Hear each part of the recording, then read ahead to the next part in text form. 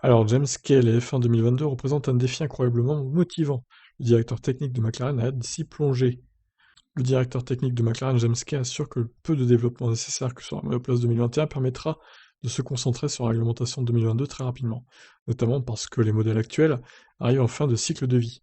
On va approcher la conception de la voiture 2022 depuis une feuille blanche. Les règles du châssis sont fondamentalement différentes, et les roues et les pneus changent aussi.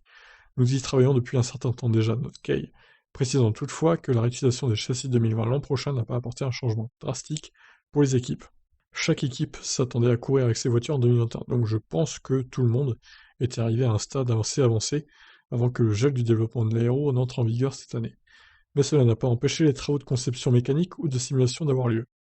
La conception de notre boîte de vitesse, par exemple, est maintenant très poussée. Dès début janvier, McLaren se penchera sur la monoplace 2022, dont le développement sera démarré depuis une feuille blanche, ce qui n'est pas pour déplaire à l'ingénieur.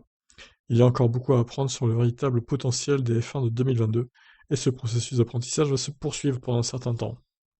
C'est toujours un grand défi d'avoir à travailler sur des réglementations techniques très différentes. Elle représente un nouveau départ et offre de nouvelles possibilités de conception et de développement, ce qui en tant qu'ingénieur est incroyablement motivant.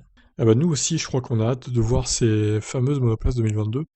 Limite, on trouve dommage que ça soit repoussé en 2022, hein, les nouvelles réglementations, mais bon, avec le Covid, ils n'ont pas pu faire autrement, malheureusement, pour une raison, une question de coût. Il fallait vraiment repousser ça. Mais bon, en tout cas, on a hâte de voir ce que ça va donner. Et les ingénieurs aussi, je pense. Là, c'est un exemple d'une McLaren, du coup, en mode 2022. Mais à mon avis, ça ne sera plus trop ces couleurs, vu que ça sera motorisé par Mercedes McLaren l'année prochaine. Donc le bleu, à mon avis, va dégager. On en reparlera. De toute façon, on va voir dès 2021 la couleur de la McLaren, qui, à mon avis, sera toujours orange, mais il y aura plus de noir au lieu de bleu, au lieu du bleu. On verra bien. Je vous laisse réagir. Ciao.